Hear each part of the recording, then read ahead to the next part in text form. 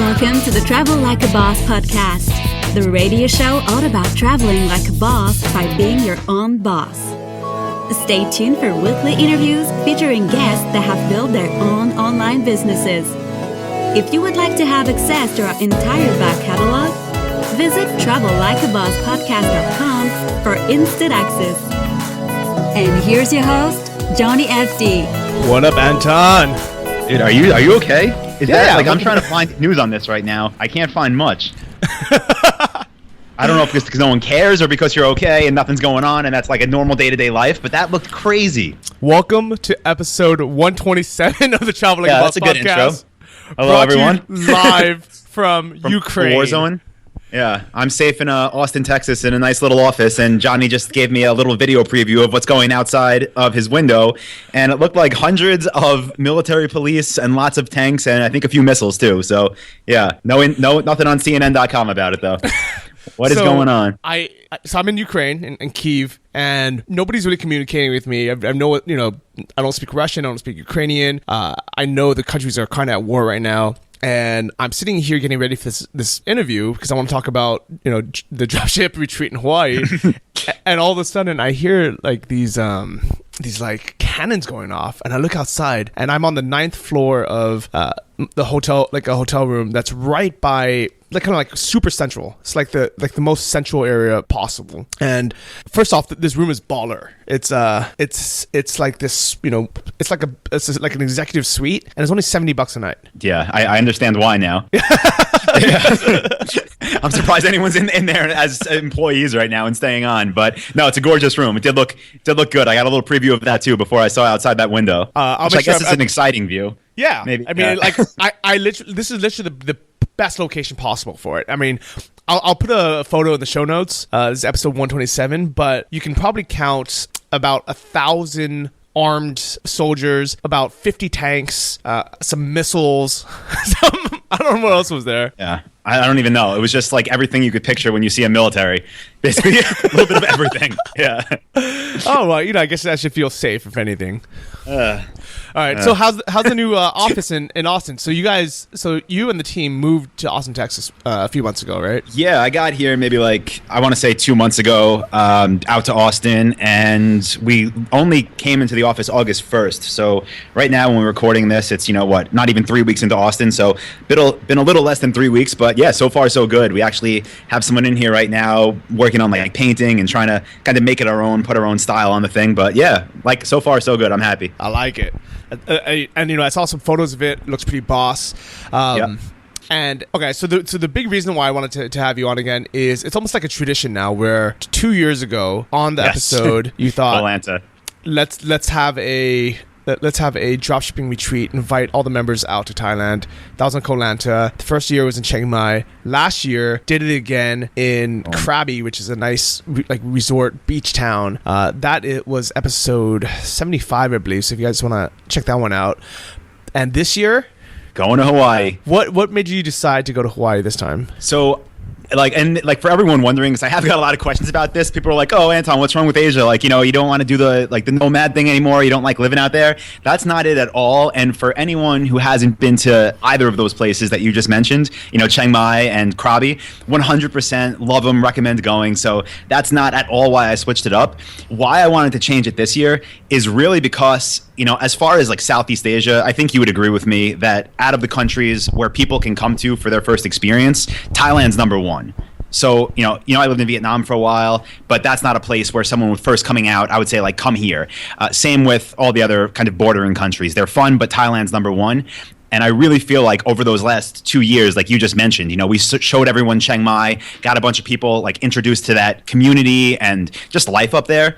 Then last year we kind of changed it as much as you can. We went from the mountains down to the beach in Thailand, got everyone to see all the gorgeous water down there, do the rock climbing, do the snorkeling, and experience that. So this year I was like, okay, are we going to do it in Asia again? I personally would love to, because it's a great time to bring people out and get them to change the thought process they have of oh, I can't go out there, it's too much of a risk. So I love the idea of bringing people there, but at the same time, I don't want it to get stale, and I didn't want it to be okay, guys, we're going back to Chiang Mai, or we're going to Phuket Phuket or we're going to another island that's basically a clone of Krabi. So then basically I was left with the choice of like, all right, where do we do it? Where in the world can we basically have this thing? And I did mention last year during the retreat that I was thinking of Mexico and Hawaii.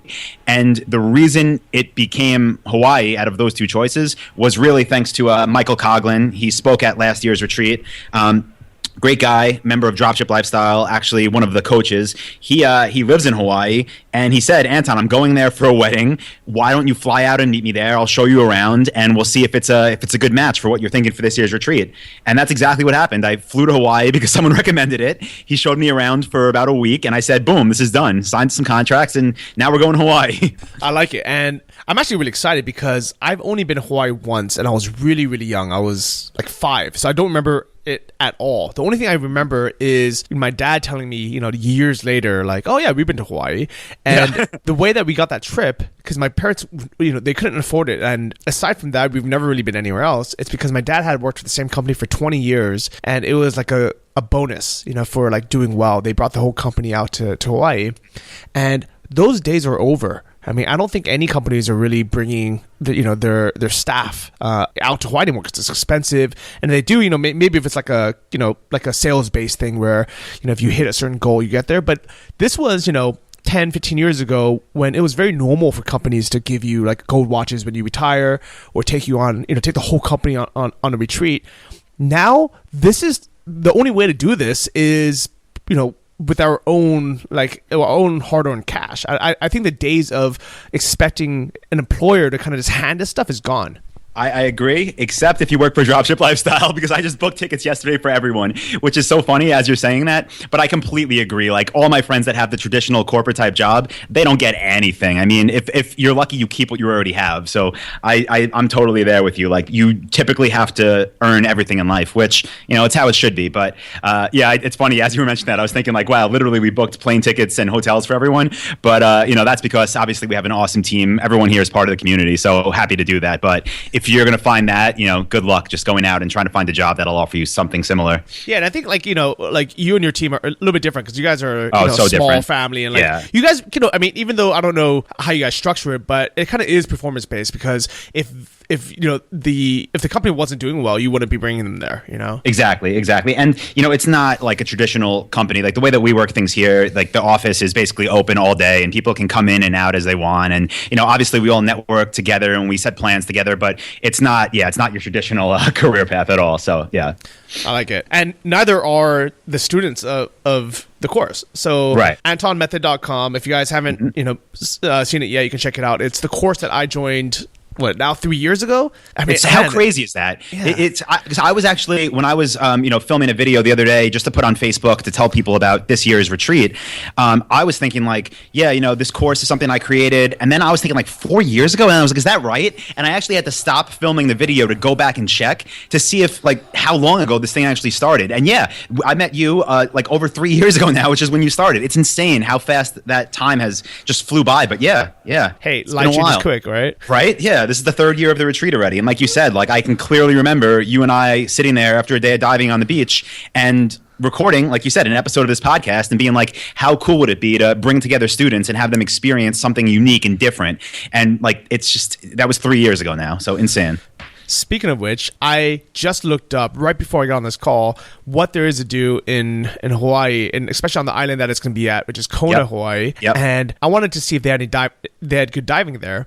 And so I hope they do because last year I was so upset about this, not because you did it. I love that you did it, but for anyone listening right now, last year before the retreat started, Johnny basically made a post in our private Facebook group and said, hey, for anyone that wants to go diving, let me know, like kind of RSVP. And then I'm going to arrange almost like an early bird trip for everyone, right? So I would love to go on that, but I couldn't go last year because I had to get everything planned, make sure everything was going to happen as it should. But this year, it's kind of the same thing. Like I know they have diving, and it's supposed to be amazing. They have the huge sea turtles everywhere and whatnot, and they have manta rays. But I didn't look into it because I know I'm going to be so preoccupied. But they have it, and I think you should do that again because I know last year everyone loved it that went with you on that trip. You know what? I'll definitely organize it again, just for all the members. Kind of just for fun, just kind of like a side trip. But Anton, I really really want you to come this time.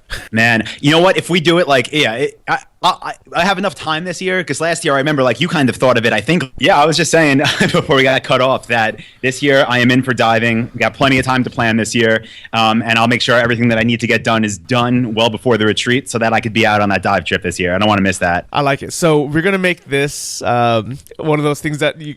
Every time, I love how every time we have an episode, one of us promises something and we have to do it. Yes. Yep. No matter what. I'm going. And it's a great thing because I think it's one of those things that kind of just forces us to set goals on things we know we want to do anyways, and it forces us to figure out how. So one of the things that is probably a goal for you, or at least should be, is to be able to kind of remove yourself a little bit from the business and have your team kind of run things and not have everything have to go through you, right? Exactly. And then maybe even if it takes getting there a day earlier or knowing the night before, just to put in an extra hour or two, just to make sure that everything's actually done and set and not just so I'm not in a position where I'd be stressed out. So it helps with planning in a big way. It makes you put in a little bit more time up front, but obviously it's well worth it. So just committing to that definitely helps. Very cool. And the good news is we can either do a traditional day dive, which I think would be great, or on Kona they actually have a night dive with manta rays. That's amazing. I mean, I think we talked about this, once before when we were on a dive ship. The night thing scares me. I'm not going to lie.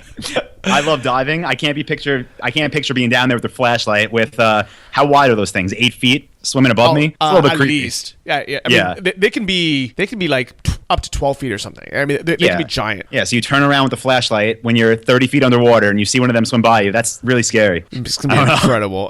Yeah. Oh, man.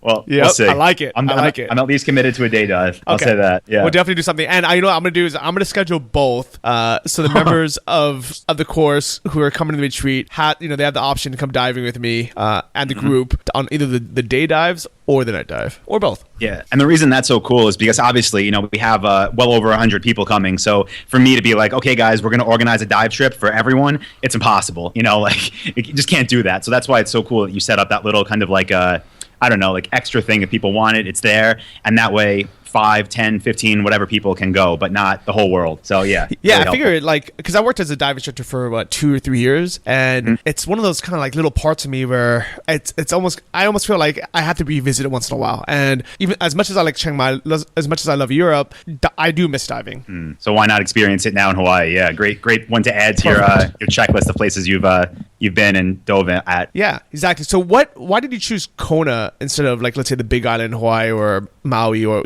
some of the more touristy ones? I think Kona is the Big Island. I think Kona Hilo is called the Big Island. If that's wrong, then I just got that wrong, but I'm pretty sure it is. But the reason that we picked that one, honestly, is because, again, Michael grew up in Hawaii. He knows all the different islands. And when he first brought it up, I was like, okay, where in Hawaii do you think would be best? And then he mentioned all the bigger ones like Maui and whatnot. And he just said, if we do it at one of those, it's beautiful, but those are the ones that are just so built up that we will be staying at a huge resort. There will be thousands of people everywhere. The beaches will be packed. So the thing about Kona and Hilo, that's both sides of the island, is there is tourism. It's not there's no tourism, but it's a much smaller just place where people go to visit. So what that meant to me is, okay, we could have more of our own space. And, the reason that's so important is because we do these events not as things that thousands of people come to. We do it, just about 100 people. So it could be smaller, it could be more intimate. And I don't want to have a group of our 100 mixed in on the beach with just all these other people, or trying to book a boat trip and then have just, hundreds of people everywhere. It's more about just having our group spend those 4 days together, obviously network, teach, mastermind. And I like that idea. So we picked a more secluded place. You know what? I just looked it up. I had no idea that Kona and Hilo were the same place. Yeah. I learned this all 3 weeks ago. So yeah. So because I've heard of Hilo because BJ Penn, the UFC fighter, is from there, and I've heard of and then I've heard of the super touristy ones are like Honolulu, and for some reason I just assumed that because Honolulu was the most famous one, that it had to be the big one. But we're actually going to real Hawaii then, because I think all the other islands, they're Hawaiian islands. I did too. They're not actually called Hawaii. They're called Maui, Oahu, Kauai. Yeah, so I'm excited. We're going to proper Hawaii, the Big Island. We're going to the real Hawaii. Yeah, that's why one of the things this year, actually, one of the excursions that we're doing is actually just a historical tour, because there is so much history there that I was learning about when I was visiting. So it's pretty cool. Like we did it in Chiang Mai very similarly when we went up to Doi Satep. Just taking everyone out, having like proper, real Hawaiian people to show us around and just teach us a bit about like how everything came to be out there, and about like all their history. So pretty cool. That's going to be one of our day trips. Okay, so I'm excited. So for those who listening who aren't familiar with the other retreats, can we just kind of do a kind of brief recap of, well, not a recap, but what exactly is the retreat for, and kind of what's the schedule? Right. So basically, again, like the way that this came up, for anyone that's heard us talk about these before, the original idea was to bring together, maybe 10 to 15 dropshippers who were doing well, that wanted to just come out to Thailand, spend maybe 4 or 5 days together, again, network in person, mastermind, bounce ideas off each other, and really just experience what it's like out there. So that was the original plan, but that never actually played out. Even the first year, it ended up being just over 100 people. And the way that it works is it's 4 days of structured talks in the morning. So basically everyone stays at the same hotel, wakes up, we have the conference rooms booked, we go in there, different people present on different topics. We don't bring in like big name speakers that are on like a speaking circuit or anything like that. No one that's trying to sell you anything, but we just have people that are actually running e-commerce stores get on stage and share 1 or 2 or 3 strategies that you can implement in your business, hopefully that week. So we typically do that from about 8 a.m. to about noon. Then we do let's pause there. So yep. What I really liked is last year. So the very first year, we had young speakers who, were experts in their field. And then last year, what I really liked is we had students, that were the year before were just attendees. And then they started doing so well at the stores that last year they were the speakers. Yep. Yeah. And I think that's what's cool about it, right? Because picture if I brought in, let's say everyone knows Wayfair.com, right? $1 billion company. They do a lot of drop shipping. If the CEO of that company came and spoke, how is that going to benefit us, right? That's not like our next level, and it's not relevant. The people that we want and the people that attendees want are people that are, doing very well, but that also can give a tip that you can implement very quickly that will get you to the next level. And from there, of course, you want to keep building on that. But we try to make it, literally have people from our community that are doing well teach exactly what they're doing so you can do the same. So who do you have lined up for this year? So this year, I'm not going to name anyone yet, but I'll say we do have 7 people that are most likely going to come. And the talks are going to be, again, about different PLA techniques, so how to advertise on Google Shopping. We also have a talk that's on social traffic. So one of the things that's been huge this year that people just keep wanting more on is how to use Pinterest ads, Instagram ads, Twitter ads, Facebook ads. So we do have a talk about that. We also have a talk that's scheduled to be about different conversion optimization techniques. And this year, we're changing it up a little bit, but those are the main talks. And then we actually have an entire day on Sunday where instead of booking the big room, we booked 6 smaller rooms.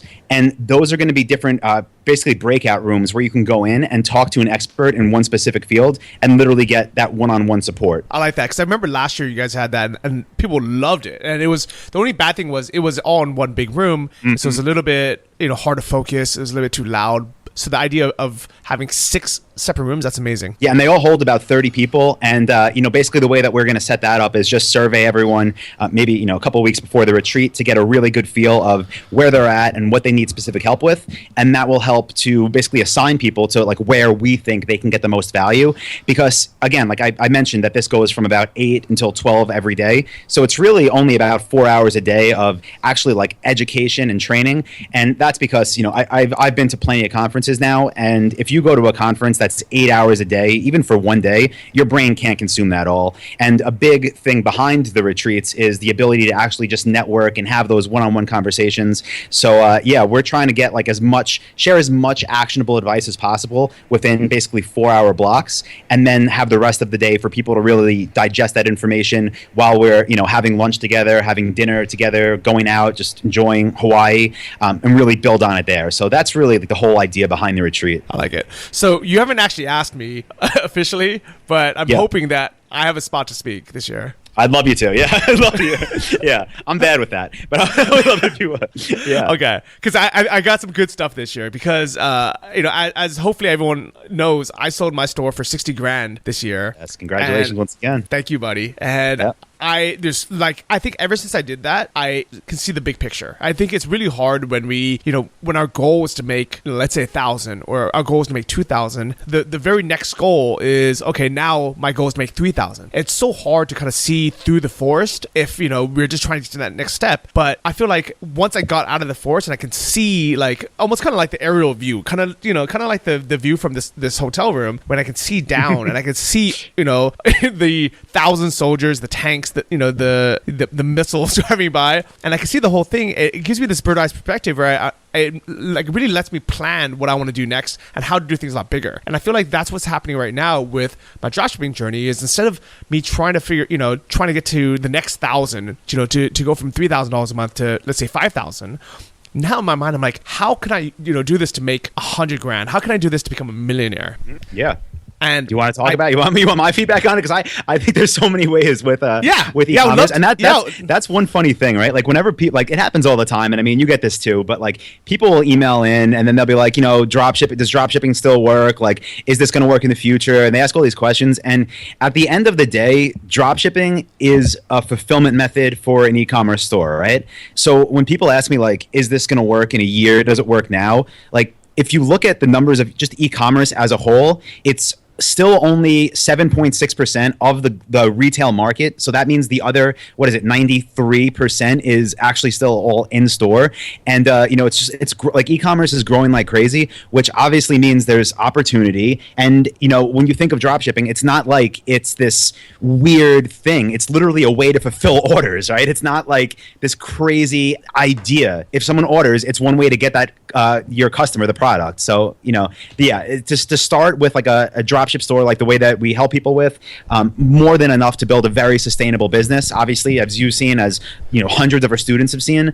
And then from there, like if you want to take it to that level where you're making hundreds of thousands of dollars a month, just think about how many ways there are. Instead of just drop shipping, like we have all the importing modules in the course, go ahead and make your own brands, sell them on your website, have your competitors sell them too. You're getting basically free market research. Like there's just so many ways to take this thing once you get to the point where you've, I would say, replaced your income and have the time and freedom to have that ability really to decide how you want to scale it next. There's just a lot of different paths to take this. And that's exactly where I am now. And I'm so excited because 3 years ago, when I first joined the course, my goal, remember, was make $1,000 a month. I think actually it might have been $600 a month. And it's now I can really see, not only is it, first off, tell me about this Austin internet. How are we having, more trouble with Texas honestly, internet than my Ukrainian line with the military in front of it? I mean, what I would say is this has never happened before, but I'm just realizing I haven't been on Skype here yet. So maybe, I don't know, maybe Skype doesn't work in my office. I don't know. Don't have a good answer. All right, well, you know what? Another reason for me to continue traveling and not moving to Austin this year. That's official. And so where our office is, they don't have Google Fiber yet. So we have Time Warner cable, but it's still super fast, but it's like 300 gigs is the speed they give you on the business package. And for Google Fiber, that's what I was like so excited about when I first came here, because it's when I'm plugged in, when I'm hardwired, it's 1 gig down and 1 gig up, which is insane. So when it's plugged in, it works great. But at my apartment, which is not that big, like 1,500 square feet, when it's not like on Wi-Fi, it's been dying like every day. And that's Google Fiber, which is like literally supposed to be the best in the world. So I don't know what's going on. I don't get it. Yeah. Like I keep thinking that the U.S. is the best country in the world. We have the best infrastructure. That we're that other countries like Poland or Ukraine are these third world countries. But I mean the fact is so the internet here in Ukraine itself is not perfect. I've had some issues, but the fact is I'm not the one dropping. And Poland, where I was before this, has amazing internet. Like at the Google co-working space I was at there, it has 1 gig up and down, and it's free. Yeah, that's the thing. There's just too many laws in the States with Wi-Fi. Like in New York, it's terrible. I mean, when I was just back there, when we came back to the States, I spent like 3 weeks back in New York, and the Wi-Fi is just it's so bad there. And you would think, it's like seriously like one of the biggest cities in the world, and the Wi-Fi is terrible. So we don't do good with that. There's too many laws that limit it. That's the thing. There's too much bureaucracy here where I don't know why they just restrict and limit everything. It's terrible. Yeah, it's not even, and it's so the bureaucracy is one big part of it, and the second big part of it is it's a monopoly. I mean, when you say Time Warner, it's basically that is your choice, right? I think so. I mean, because Google hasn't moved into this part of town yet, and then I looked online, and I don't think there were any other options. Yeah, I mean, no, I think this was it. Yeah, like even in Chiang Mai, we have the option of like 4 different, we have True Wi-Fi, AIS, Skynet, Fiber. I mean, like I really believe that having healthy competition is the best way to advance everything. I mean, 100%. whether whether it's e-commerce, and this is a big question that people always ask. They're like, why would anyone buy from your store when they can just buy it on Amazon? And it's because not everybody buys on Amazon. I know a huge amount, and they have a huge market share, but not everyone buys on Amazon. Like to me, it's insane why anyone ever buy on eBay, but obviously people still do. And the thing is, like with Amazon, I do think that there's definitely some products that lend themselves really well to there, which has been proven time and time again. But for those, what's funny is like this was kind of like an unintended thing, but the products that are actually best for Amazon aren't even ones that I've ever sold or considered selling. They're all the ones that are in that, $50 or less price range, maybe even going up to $100. But that's like where Amazon is really like thriving. And, but beyond that, like I buy from Amazon, but I usually buy like electronics that I want right away and things like that. But for like all the niches that I've sold in, the ones that I still have, the ones that our students sell in that I know of that are doing really well, like they're not products that even would be good for Amazon. So, it's just there's really, I would say, just enough opportunity. I mean, there's enough space, there's enough people, and it's a big enough market. Yeah, definitely. And actually, when you said earlier that I think you said like 7% of all retail sales happen online. Yeah. To me, that's actually a very low number because in my mind, like from my what I buy, especially when I'm back in the US, and what my friends buy, I feel like we buy 80% of our stuff online. And it's growing every day. Like even groceries, people are starting to buy online. Yeah, right now it's I think it's 7.6% in 2016. And then in 2019, it's projected to be, it's between like 12.5 and 13.5. So that's almost doubling in 3 years. And that's just going to keep happening. So I agree. When I first heard the numbers and how low it was, I was like, that's just crazy. But, it's because a lot of people take longer to catch on. If you think about it, there's probably some people in your lives still, obviously not in the nomad or entrepreneur community, but I'm sure there's some people that that aren't comfortable putting their credit card online. So it's like a slow phase, but it is taking over. Someone just shared an article the other day actually about Macy's, and they're closing 100 of their retail stores this year. 100 huge Macy's stores, and it's because e-commerce is killing their retail now, and it's not stopping, it's just continuing. So yeah, there's tons of opportunity. I will put money down that within a few years it's going to be well over 50%. I mean, I think it's not just going to grow by a few percent a year. I think it's going to double every year. Yeah, it's kind of like one of those things, like once it happens, it happens. Like now Macy's is closing all these stores, a lot of other big box retailers are, and as that happens, people, even the ones that didn't want to buy online, almost get forced into it. So no matter what, it's growing, whether you like it or not, basically is what it comes down to. It's going to happen. So my biggest regret is 2 or 3 years ago, if you listen to some of the older podcasts, or especially like on my blog, when people would ask questions in like let's say in the comment section, where they would ask what's going to happen in dropshipping 2 or 3 years from now, because I didn't know. I mean, it's obviously we still don't know what's going to happen. We have a good assumption from our experience, kind of seeing these trends, but especially like 3 years ago when I first started, and I was like, oh, maybe 2 or 3 years from now it's going to be harder, or it's going to be XYZ is going to happen. Yeah, I completely regret that because I was completely wrong. I had no idea what was going to happen, and now I'm very confident after not only having a couple of successful stores myself, but now I've helped literally hundreds of other people start their stores successfully. Now I know 100% this not only does it work now in 2016, it's going to continue to work. I now I'm going to say forever. Yeah, like the only way, and again, because the first thing that people that are really questioning that have to just really realize is that it's a way to fulfill orders on an e-commerce store, right? So to say that there won't be opportunity with e-commerce, with building new stores, like the only way that would happen is if some government stepped in and literally said, we're only allowing this one website to take orders. That's the only way. It's like saying you can't open stores in your local town anymore. Like you can't open a Chinese restaurant or a pizza place, because of course you can. You always can. And again, people shouldn't think of dropshipping as this weird like business model, like literally it's one way to fulfill orders, and that's all it is. You can sell your own products in your site if you want to. You can eventually buy those products from the suppliers and resell them if you want to. Not that you should, but it's nothing like so outside of the box that it's just going to disappear. Yeah, so I think that kind of the easiest way to break that down on, for layman terms is the fulfillment method. It's kind of like, let's say you had a restaurant. You can have, the traditional method is people come in and they dine in. Another fulfillment method is carry out. Somebody calls in or they place an order online and they come in and pick it up. Another fulfillment method is delivery, where somebody comes in, somebody orders online or over the phone and they get delivered to their house. Another fulfillment method is going through a food delivery service where, you order through them, they pick up the food and they deliver to you. And that's all it is. I think a lot of people don't actually understand that dropshipping is literally, Yeah. And it's very understandable though why they don't. And I try to reference this all the time, like in emails and in videos I create. Like, when we talk to suppliers, we never use the term dropshipping. Like, it is frowned upon in the industry. The reason that I use it in labeling of the course and whatnot is so people can actually find it. But if you go on Google and you search for dropshipping or dropshipping suppliers or how to dropship, what you're going to find is these middlemen companies that charge you monthly fees. And like, I do this on webinars sometimes just to show people, like, if you go on Google, search for dropship suppliers, and you click onto the first probably page of websites, there are these companies that'll charge you, $100 a month to resell their products, which, first of all, you should never pay a supplier to sell their products. But what's even worse is they'll show you like pictures of products that they have in their database, and they'll say, you sell it at X, you buy it from us at Y, your profit is whatever, right? And then if you search for those product names just on Google Shopping or on Amazon, you'll see that they're actually telling you that, you have to pay them more than you would if you bought it from Amazon or something. So it's like, it's a joke. And that's why people think like, oh, dropshipping's never going to work. It's because there's a million ways how it cannot work. If that's how you're trying to do it, no, it will never work. But that didn't work 10 years ago either.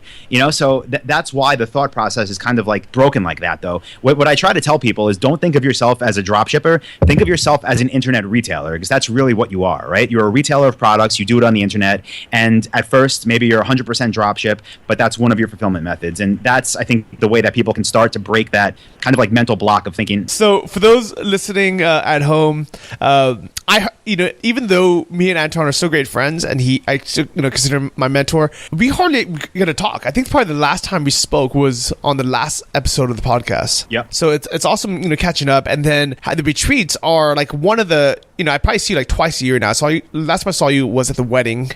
Yes. And then the retreat. So this, so it's a great way for not only me and you to catch up, but also all the other members of the course that I, get to see again in person, see how they're doing, but also all the new members that I either, speak to online, either in the Facebook group, on the forums, or the people that just lurk. And I think this is the majority of them, the people that never post anything, never comment, and all of a sudden, I meet them in person. They know everything about me because I'm always posting, and they're making more money than I am with their stores. Yeah, that's what's cool about it. It's a lot of people that you maybe, you might recognize their name from the forum, but most likely you'll never hear from them any other times, which is totally cool, and it's totally, it's fine. But that's what I love about it too. I mean, I'm seeing now, obviously, we started selling tickets maybe 3 days ago, and like, it's cool because like all these people that are coming, I'm like, okay, I never heard that name, never heard that name, never heard that name. And I love it because I'm going to get to actually meet these people, not just on a forum or a Facebook group, but in real lives. And hopefully they'll be able to tell me their stories, where they're at, what they need help with, what they've learned. So yeah, it's an amazing opportunity to connect with that, I would say, segment of people that like to network in person. There's a lot of people that fall into that category. So great opportunity to get together with them. And it just kind of reassures me every single year, when I meet people, and especially when people come up and say like, oh, Johnny, thanks so much because I found Anton's course through you, and now I'm either making X amount per month, or I've recently quit my job and I'm able to do this full time now. That makes me so happy, especially when I meet them in person. I like getting messages about it, but when I meet people in person, it's like a completely different thing. Yeah, it seems more real, and that's like such a weird thing to say, but it's true. I mean, online relationships, even if you talk to people a lot, it's not as authentic when you're actually standing there and shaking that person's hand and hearing their story. It makes everything real, and that's honestly one of the reasons why we're not gonna stop doing these events, just because it kind of validates everything. It helps too, because obviously people on the forums and in the Facebook group and via email, they send screenshots all the time, like, hey Anton, just wanted to say thank you because now my store is doing this, or I just got this sale or that sale, or whatever it is, which is awesome. But when you meet someone in person and they're in, let's just say the previous years in Thailand, and saying like, I'm here because this is what happened, it's a totally different experience, and it helps to like reignite and revalidate like the entire idea behind helping people. So yeah, I totally agree. I love the in-person events, and I do think everyone that possibly can come should do it. Like, I get it, like, it's not cheap, especially in Hawaii. Hotels are a little bit more money. Plane tickets aren't cheap to Thailand either, but it's not cheap to get there. But listen, if you can make it, it's gonna change where you're at in life. It's gonna change where you are mentally, even if you're successful or you're just starting. If you can make it, just get yourself there. Yeah, whatever it is, it's gonna take you to the next level. So, kind of what you said earlier about the screenshots, I just started lurking the Dropship Lifestyle like Facebook group. Yeah. And what I'm really amazed about is, so in the forums, it's primarily where I hang out. Yep. People will post a new sale thread, like I just got my first sale, or this is how I'm doing, once in a while, and like you'll see like maybe like once once a week, once every 2 weeks, somebody will post something saying like, oh, I got my I started making sales, or here's a screenshot. But I noticed in the Facebook group, it happens so much more often. It's almost like every other day. And so this is what's crazy. Yeah, go ahead. I think the only thing I can think of is it's just easier to do it on your phone or through Facebook, take a screenshot, instead of trying to figure out how to upload like a photo onto a forum. And that's my thought process too. The forum, I agree. I saw you made a comment about it, and 100%, like, if you're trying to ask questions and give value and get value, the forum is the place to do that. That's where everything is structured. There's like 40,000 posts now, and like that's where the real content should be. And people, I think, know that, because the more serious questions are directed on the forum and the more thought out answers are posted there. But when you think of like Facebook, right, how people use it in their day-to-day lives, not for business, it really is for, like, I hate to say it, but it's kind of like ego, which is fine, whatever. Everyone should have a little bit of ego. But when people get sales, like, I made a video yesterday for YouTube, and I kind of wanted to like highlight this past week what happened, basically like in the community.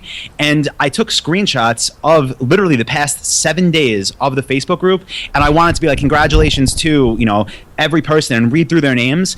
And it got ridiculous because there were literally so many people that had posted about success this week. If I would have done that, it would have been 10 minutes of me just calling people out and saying congratulations. So yeah, I agree. Like, it's so easy on Facebook, but also people are used to posting braggy statuses. And again, go for it. I love it. I love seeing it. But think about your Facebook feed. People are posting about where they're on vacation, what meal they're having, right? So why not post you just made a $4,000 sale? And obviously the Facebook group's a perfect place to do that. So I'm going through it right now. I'm just going to quickly read through some. Just scrolling down. Carl, I could get used to this. Today's sales, $2,398. Let's see. Leonardo, I love it when a plan comes together. $765. Let's see. And for anyone listening, that's one sale. That's not like what he's made so far. That's one sale. Yeah. Different Carl, Card E. New store, 2 orders over 2 days. Yeah. $4,340. And this is just kind of me, like, just scrolling down. I'm not searching it. I'm literally just scrolling on Facebook. Ike, I'm not sure where they're from. Oh, I think they're British. Ireland. From Ireland. Yeah. $899. And pounds, right? Or euros, whatever. Oh, yeah, pounds. And what's really cool about this is, all right, so I gotta stop looking at this. There's too many. You're right. I'm just gonna get off track. But what's cool about it is it's not just for their own vanity. It's, first off, it's inspiration and motivation for other people, and second, it's kind of like they're allowing themselves to kind of like pat themselves on the back for their hard work, because exactly dropshipping isn't easy. It's not an overnight success. It's not a get rich quick thing. All these people have spent, minimum of 1.5, if not 2 or 3 months, building these stores, following the course, putting in the work to get those first sales. And if you're putting in 2, months of hard work and you get that first sale, you want to be able to celebrate, and you want people to be able to, to cheer you on as well. And that's what it is. And that's why I agree. And that's why when I say, I don't mean it in a mean way, but when I say there's like a little bit of ego behind it, but there should be, because this person earned that. And like, I know how it was when I first started businesses. Like, if you're getting success early on and you like tell, maybe like a childhood friend or like a friend from your normal job or maybe your parents, they're gonna be like, oh, cool, good work, right? Like, but that's pretty much it. You're not gonna get that like congratulations that like you want because you worked so hard.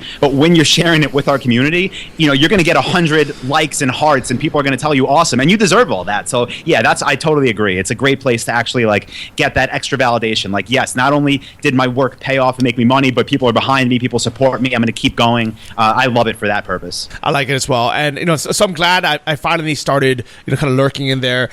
So the reason why I don't post my thoughtful answers in there is because I want like the forum is searchable and it's archivable. So things that I wrote 2-3 years ago, and if I spend half an hour like researching something and like writing out a very thoughtful answer, I want other people to be able to find that again. And unfortunately with Facebook, it just doesn't work that way. It's gone the next day. And personally, I don't like answering questions over and over. And it'll if I know it's just going to be there for a day, I'm not going to put that much thought into it.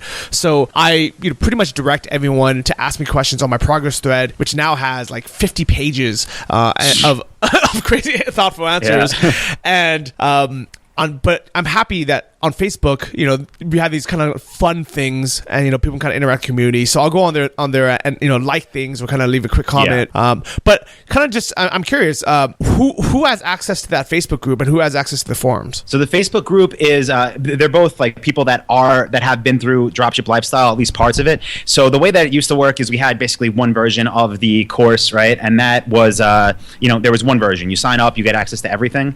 Then what we realized is people were like, listen, I'm not sure if I'm ready for this. It's a large investment. It's obviously well worth it, but people like weren't ready for that step to take that plunge. So what we started doing is actually creating a few smaller courses that really are like, I would call them like almost like gateway courses. They teach you one specific thing. It's nowhere near as built out as the entire program that we've literally built on for 4 years, but it's something to get you going. So the people that get access to the Facebook group are people that are full members that have access to everything, but also people that have access to like bits and pieces. So that's why you see a lot of like very, very, very beginner questions, because a lot of the people that post there regularly are still trying to figure this out. And on the forum, you see those more thought out questions, but more importantly, those more thought out answers, because those are people that have been through everything, that are more experienced, that have, actually done this and built this. So it's kind of a way for beginners to connect and share those successes just to keep each other motivated. But yeah, that's the difference. Okay.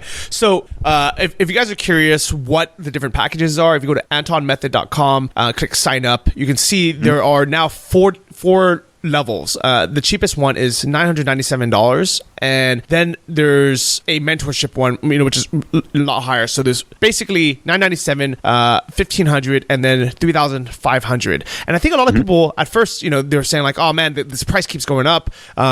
But when I look at it now, it hasn't really gone up that much, considering the fact that if you just want the basic course, which is all I had access to when I started, it's still only $997. And there are other options to pay more and get more. But if you want to do the hard work yourself, and go through the basically the whole course, everything you need to build a successful store, and literally all I had access to, because none of these other things existed. Well, to be honest, it's actually even more than you had access to. The version that you first had access to was a lot less than that. That's even like a beefed up, totally redone, extra stuff added in version. So yeah, it's that plus a lot more. Okay, so can you kind of explain the difference between the $997 option and the $1,497 option? Yeah, sure. So as the packages get up, and this is something that we really started doing when it was still when I was in Vietnam, so maybe 3 or 4 months ago.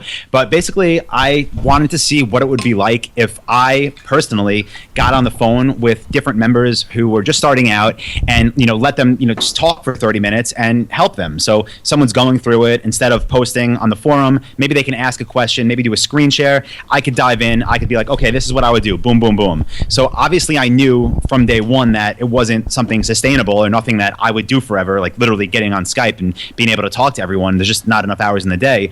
But I wanted to test it myself to see how it impacted people. And it really, like, right away, like, I saw, like, there was, from the first call, it was just obvious that the value was tremendous. So I said, okay, how can I, like, scale this and have it so that other people can have this experience, and that so it's not me, literally on the phone all day, every day, going through a lot of the same questions. So I thought, let me reach out to our community, people that are already members of the course, people that have got results that other people that are starting really want. So people making, tens of thousands, over 100,000 a month in sales, people that have sold businesses for, well into the 5-figure range. I was like, okay, let me identify these people and see if they would be willing to coach new students, literally on the phone, one-on-one, not answering questions in the forum, which they do as well, but like getting on the phone with people. And I had a bunch of people apply, a bunch of our students apply to do this. And basically I chose the ones that have unique skill sets. So right now it's, August? We have 7 different coaches. They are available to students of different premium packages. The packages include different amounts of time that you can spend with them, up to 3 months. And you basically book a 30-minute call. You can choose one of your coaches based on what you want help with. And they're literally going to get on the phone with you and just you. They're going to do a screen share if necessary. They're going to go into your store if necessary. And these coaches can help with anything from, niche selection, market research, getting suppliers, optimizing your site, setting up your traffic, how to deal with orders, like every single thing you want help with. We have a coach in the UK. We have a coach in Australia, literally anywhere in the world. If you need help with setting up a business in the States, we have a coach that can help you do that. So that's how the package is basically changed. Like, how much one-on-one support do you want? And, then we have some the higher packages also include, we'll build your website for you. So we'll literally set up your site. So a lot of it's coaching, and then the highest one includes done-for-you site design. I like it. And, that really kind of eliminates any excuse that people have for either not having the time to do it or not, needing more kind of one-on-one help. I can attest that even if you just got the basic package, which is $9.97, it's enough. If you're willing to do the hard work yourself, and you don't need your handheld, and if you want help, you still have access to the forum, so you can still ask anyone in the private members forum, or ask on my thread in the forums, and I'm happy to help there. Mm-hmm. But what's nice is if you step up to the $4.97 or the higher ones, then you also get those coaching calls, as well as kind of it's more kind of advanced training things. Exactly. Yeah. And again, it's not for, like, not everyone wants to get on the call every week and schedule a call with a coach, but what we've realized since starting to test this and offer it is that a lot of people do. To give you an idea, right? Again, we have 7 coaches. Throughout any given day, there's about 20 different calls taking place. That means different students with different coaches. Like, it's crazy. Like, every day, like right now, I'm sure there's multiple coaches. And again, these aren't just people that, like, I found online and wanted to hire. These are successful people from our community. Like, right now, there's definitely at least one of them on the phone with a student that's guiding them directly through a specific problem that they're having. So it's just like the value is just it's amazing. Yeah, like you said, there's really no excuse. If you want to do it yourself, do it yourself. It's totally fine. Go through all of the training. You'll be part of our community. You're still a full student. But if you want, to literally call people and ask them a question every time you're stuck, you can definitely do that now. So there's no reason not to succeed. Like, then honestly, to be completely honest as well, like, the success rate of students, the amount of people that are getting results faster, has also went way up, because when you pay for coaching and you have it, when you get stuck, you're not just going to be like, well, I don't know what I'm doing. You're going to use that coaching session, and they're going to help you. So there's no more excuses. So I've definitely seen more success earlier on since we started offering this. So I'm so happy about it. I like it. And I can attest that, like, when I've coached students, they have, like, I literally have 100% success rate with everyone that I've coached. But the problem is I don't have time to coach people. So I'm so glad that you're able to do this. I only take on like one new coaching client a month, just because even though I'm only spending, like 45 minutes on the phone with them, a couple like once a week, I just literally don't have time because I'm traveling so much. So it's so cool seeing other people who probably have, to be honest, better skills than me with dropshipping, be able to, because I keep telling people, I'm like, I'm not an expert in AdWords. I'm not an expert in design. I still don't know how to program or do HTML. It's, I have my strengths, but a lot of it is just following directions and just getting started. Yeah. And that's true. And a lot of the big sticking points, like, I'm sure when you did coach people or you worked with them, like, a lot of the help you can provide is when someone's stuck and they feel like they're totally lost. Even if you just give them that motivation and point them in the right direction, like, even that's enough a lot of the time. But of course, like, I specifically chose these coaches that have like more advanced skills in specific areas, so they can dive deeper into it. But a lot of times the calls are just someone like, hey, you know, I'm going between these 3 niches right now. I'm not really sure. Can you help me and like take a look at my you know, my research and see what you think? And just having that one other person take a look at it and give you that confidence to move forward can make the difference between someone giving up on week 2 or, you know, building a store that eventually replaces their income, allows them to quit their job and, you know, spend their time however they want. Like, so yeah, coaching is a huge element now. I like it. So we now have exactly 2 months before the retreat. Yeah. And I know for a fact that you can build a store from scratch. You can go through the training course, you can build a store and make your first sale in 2 months. And I know this for a fact because not only have I done it now multiple times with multiple stores, everyone that I've either coached or, you know, friends that I've kind of followed along their journeys, or even just people online where I follow their progress, 2 months is pretty much the average time it takes for people to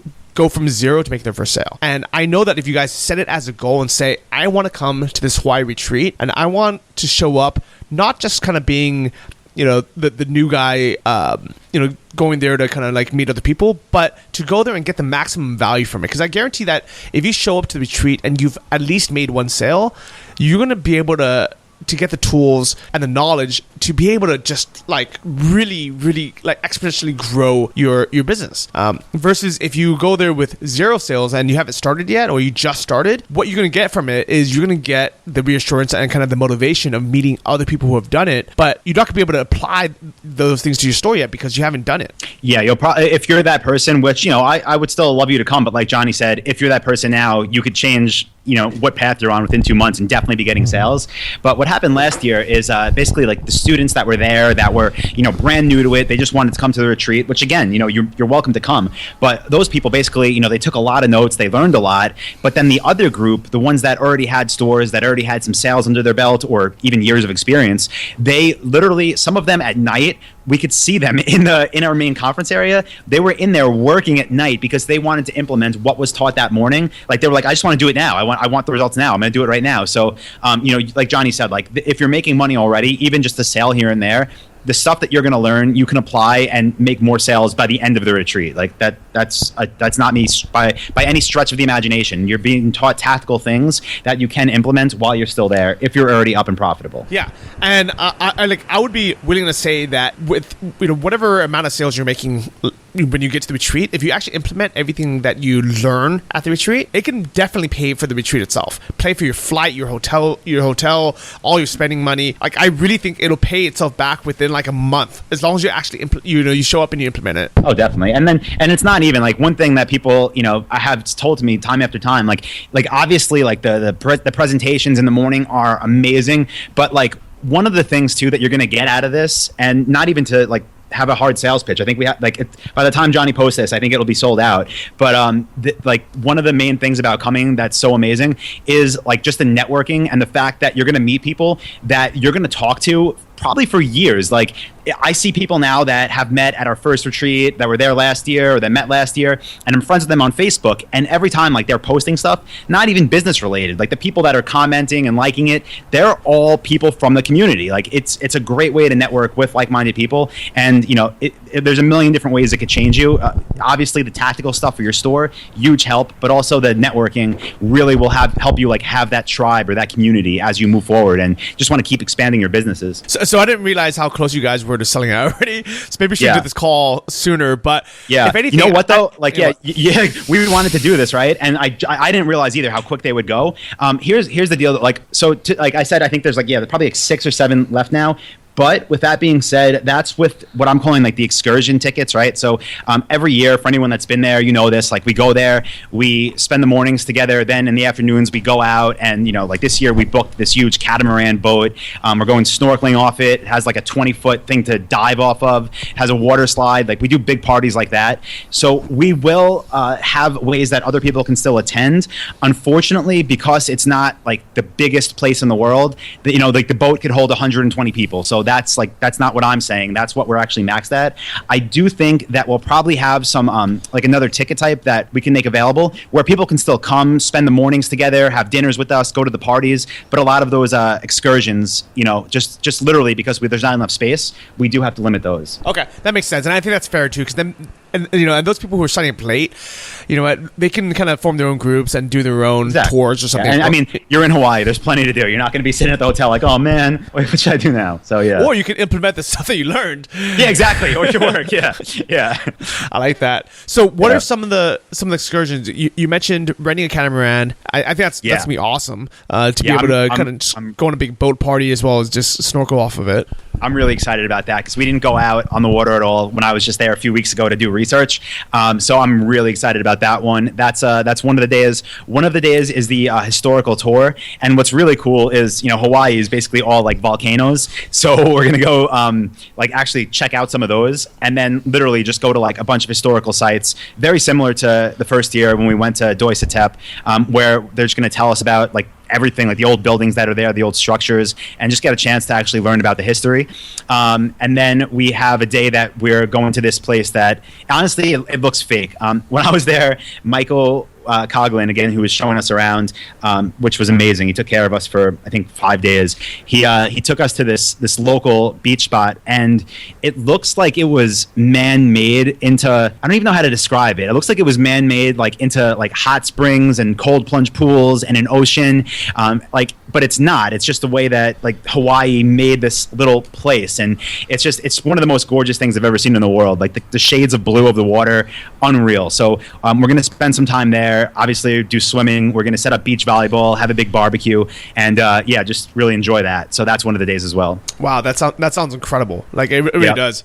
I thought that someone made it. I was like, so how did they do this? Like, how did they like make this? He's like, no, this is just what it looks like. I was like, I don't think so, but it is. Like, it's crazy. Yeah, it's like the most natural, gorgeous place I've ever seen. Like, and that's not to say like in Thailand, the beaches are amazing, but like this was the colors of blue that the water were in Hawaii is like nothing I've ever seen in my life. It's amazing. All right. So I feel really bad because I just realized that not everyone listens to these episodes as they come out. A lot of people will listen to them like a month or 2 months later. So by the time, if you guys aren't listening to it, this episode in August, you probably missed either the deadline or even maybe the retreat itself. But what I want you guys to take away from this is not necessarily that you have to go to this specific one. It's that whenever you are listening to this, get started today. It's one of those things where if I did not get started the very day that I first knew this was something that I wanted to do, that I knew this was something I wanted to dedicate to, and that I knew that my goal was to be able to replace my income, or at least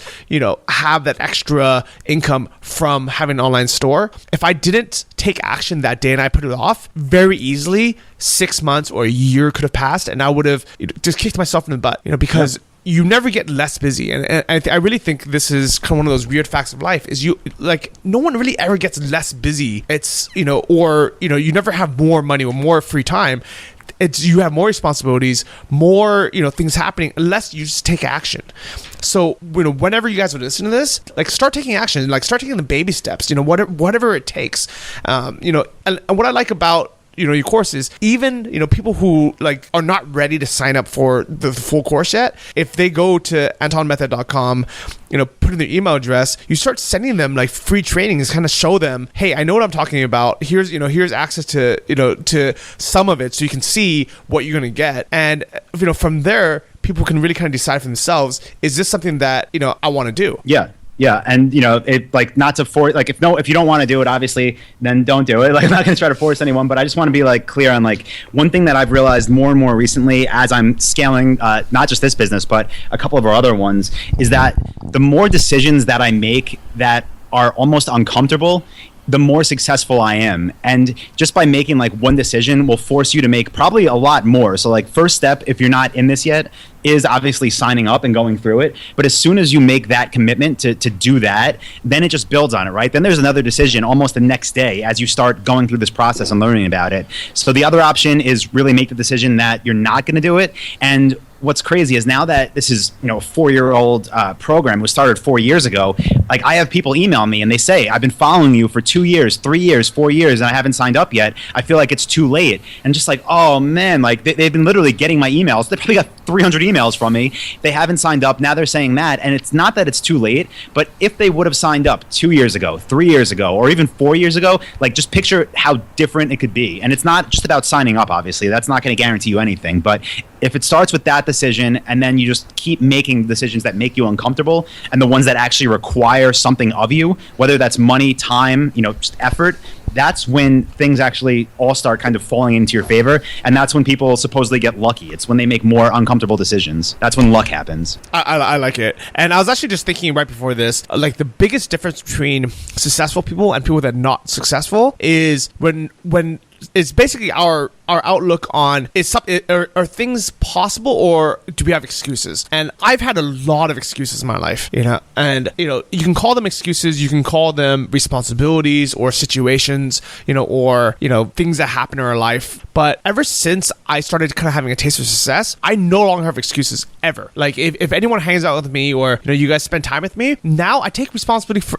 everything that happens, whether it's good or bad, whether I can do it or not. I just take personal responsibility for it. And like when someone tells me about a business model, no longer do I find excuses on why it wouldn't work. I may not do it because it might not be my priority, or it might not be something that I'm interested in, or I feel like my time could be better used doing something else.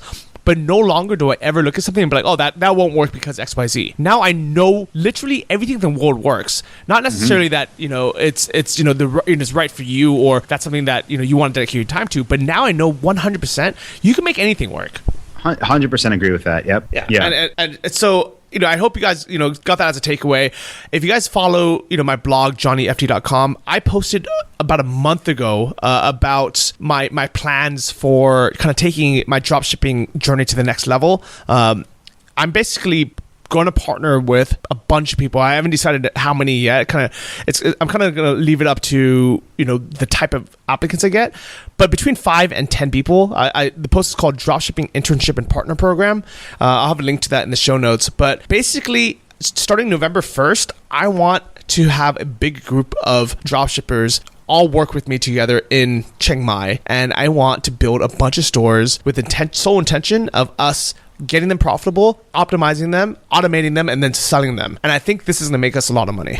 Yeah, I really like that idea. It's one of those things, like, it's going to take a lot of commitment on your part, because you're not just, you're going to like work with them. Obviously, they're going to go through all the trainings, but like, it's so worth it. Like it's one of those things that you definitely have to commit time to and effort to, but it's so worth it. If in 12 months from now, 18 months from now, 24 months from now, you actually have these all like super profitable, rolling in like over a year of growth, like just flipping them all or flipping a handful of them, it's such a big payday. And that first like 2, 3, 4 months of building is just like, the payoff is exponential. It's really worth it. I think it's a great idea. Yeah, thanks, man. And you know what? This is why I'm kind of allowing myself to do almost zero work while I'm here in Europe.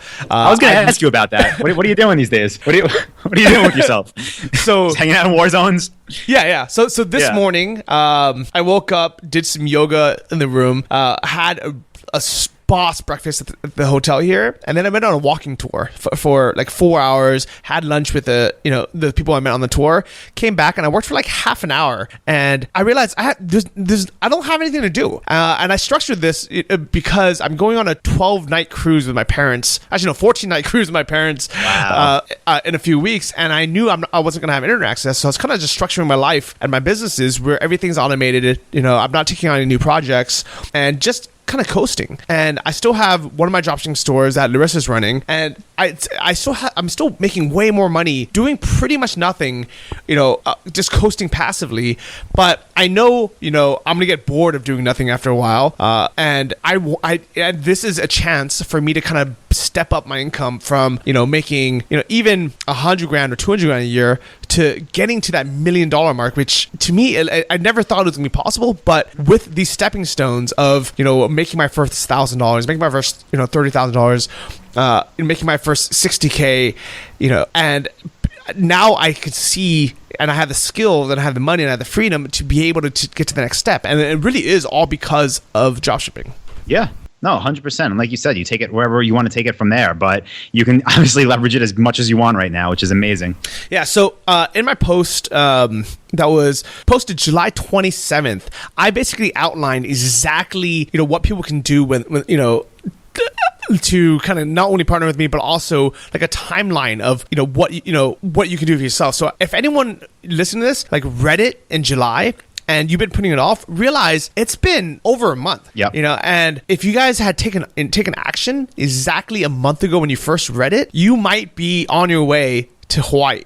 Yeah, there's no reason why you shouldn't be, to be honest. Like if you're really following along, you're asking questions when you get stuck, there's no reason why you couldn't be in that situation. Like there's just no excuses. Yeah, so on that post, if you guys look at it, I basically wrote by if you started that day, I posted it up and I sent it out on my email list. So if you guys have signed up for email at SeanFD.com, you would have got that. I posted on my Facebook page, on my Twitter, everything. So if you were following a month ago, you would have saw this. And I wrote down that if you started that day, by August 21st, which is basically 2 days from now, you should have made your first sale. And by September 22nd, that's when you would have applied to the partnership, because then I would have known that, hey, you know what you're doing. I don't have to babysit you, and hold your hand through it. I know that you know what you're doing. So with the partnership, I only want to take on people who have had one store already. And it's, at first I thought, maybe nobody's even going to apply for it, because, why would somebody even want to partner up with me for another store if they are already making profit from their own first store? But I was surprised, and this is even before I haven't even opened up the application process. I've had so many people comment, send me messages on Facebook, email me and say like, hey, whenever you open it up, I want in. Here's a screenshot of how much I'm already making for my stores, and it kind of blows my mind, to be honest. Mm-hmm. No, I think I understand that. Like, the thing is, people, especially, right? Let's just say the person is someone who is, I don't know, maybe somewhere in Europe or maybe somewhere in the States, and they signed up, they maybe followed you, heard about your success, they started a store, now they're making money, but maybe they're that person that's still, I don't want to say scared, but they're like intimidated of the next move and really breaking free from, maybe it's their job or whatever kind of life they're in. So to have that sense of like, I'm not doing this alone, when they especially go out to Thailand, I mean, the value there isn't just financial, it's life-changing, it's something on a much deeper level. So I could totally see that, and I could see those people being really good fits. Like you said, I do think it's a good idea that you kind of narrowed it down to people that have already done this. And the only reason I would say that is because a lot of people, I hate to say it, but like work ethic is huge. And just like any business, when you first start, you're not going to make money. You don't get paid for hours, right? You get paid, multiple times over for work you put in up front, where you're literally just trading time for nothing, for future results. So to find someone that's already been able to show that dedication and commitment up front, that they've done it already, that's definitely the right type of person. But it's going to be a fun experiment to see how this goes. Yeah, I'm excited for it, because not only is it going to be fun, I know it's going to be a lot of hard work, but I'll be nice and well rested by the time comes, and I'm going to commit a full 3 months to it. So I'm going to be in Chiang Mai from November 1st till mid-February, and the whole time I'm going to be just dedicating to this and helping everyone get our stores up and running, so we can all make some money from it, and it kind of set the foundation to make those big sales 12 months from then. But here's kind of the reason I brought it up is, here's the timeline is, if you guys had started right when you read it, or even if you start today, there's a very good chance you can make your first sale by the time the retreat happens, and November 1st is moving out to Chiang Mai, and February 3rd is going to be the next Nomad Summit in Chiang Mai. So it's a great time to be in Chiang Mai, because it's not only is November, December, January the best weather of the whole year in Thailand, especially in Chiang Mai, because it's not too hot, it's not too cold. It's also, there's so much going on. So here's basically what I'm gonna do, and I would like you guys to join along, is come out to the retreat in Hawaii October 20th through the 24th, was it? It's October 20th to 24th, yep. It's a Thursday through a Sunday. November 1st, come out to Chiang Mai, whether you're going to partner with me or not, or if you just want to go there on your own, and just kind of bootstrap and work out of there, I think a lot of DSL members are going to come out to Chiang Mai regardless, even though Hawaii, isn't really anywhere near near Chiang Mai. I think, last year, tons of people after the retreat, it's kind of just like a natural thing where if you're going to take a week off anyways, you almost might as well just say, you know what, let me just take a month off, or let me kind of just make this mini retirement move and see what it's going to be like. So I think a lot of dropshippers are going to come out to Chiang Mai regardless. So definitely, try to plan on being there from November till mid-February.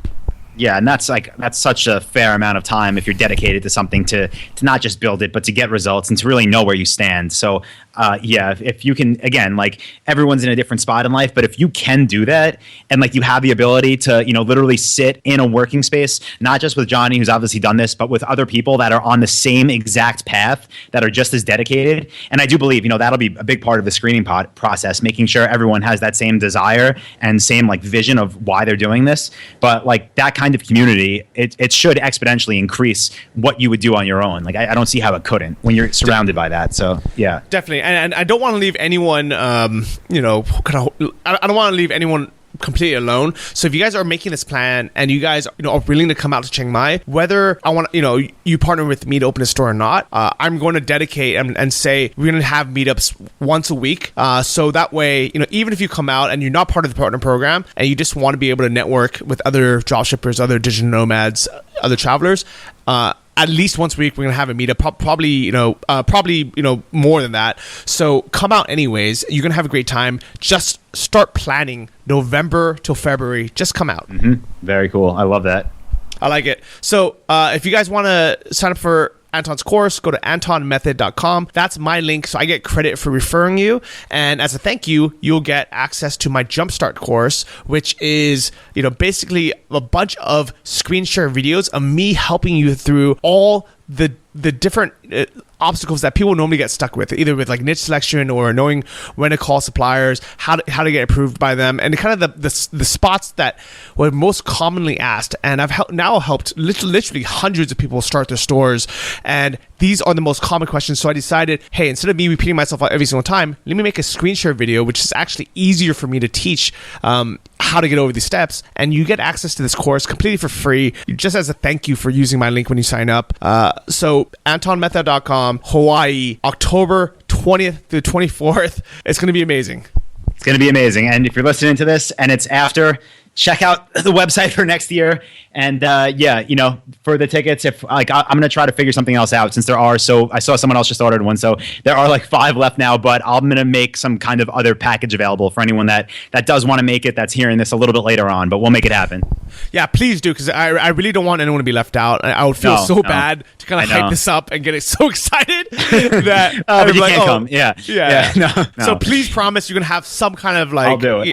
There'll be definitely a ticket available that will, you'll be having all the meals with us, all the networking, the masterminds, the presentations in the morning, the parties. Yeah, there'll be something available. Okay, perfect. And just to clarify, this is for members only. So if you guys aren't a member of the course, you can't just go to the retreat. Sorry about that. And a big reason is because we want everyone to be on the same level. We want I don't even know why I'm saying we. I'm not even involved in this, but I'm assuming it's because you want everyone to have the base understanding and be able to kind of get the most out of it, right? Yeah, exactly. If everyone's at least at the same starting point, the conversations could be much more advanced rather than having, people that are asking things that everyone else in the room knows. I hate to say it this way, but it brings down the level of the conversation. So not that this is for the most advanced people in the world, but we at least all are building something on the same foundation. I like it. Anton, thanks again for being on the show. I really appreciate it. And I will see you in a few weeks in Hawaii. Thank you, buddy. Stay safe out in Ukraine. I will. All right, peace out. out. Get out of there. All right, bye. Thank you for listening to the Travel Like a Boss podcast. If you want to hear more, including the bonus, How to Choose the Perfect Niche episode, join our mailing list at travellikeabosspodcast.com. See you next week, and remember, if you want to travel like a boss, you need to be your own boss. So start your online business today and start living the lifestyle you've always dreamed of.